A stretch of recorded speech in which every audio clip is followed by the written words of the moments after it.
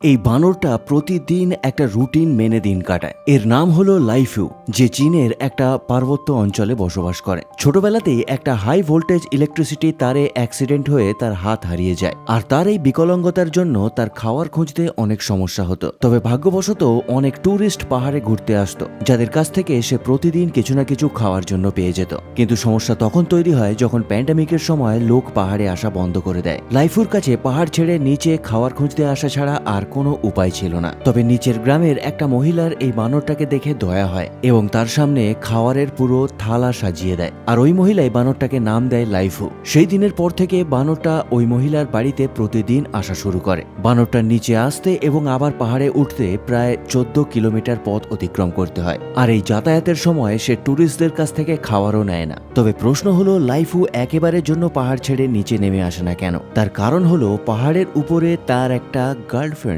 আছে।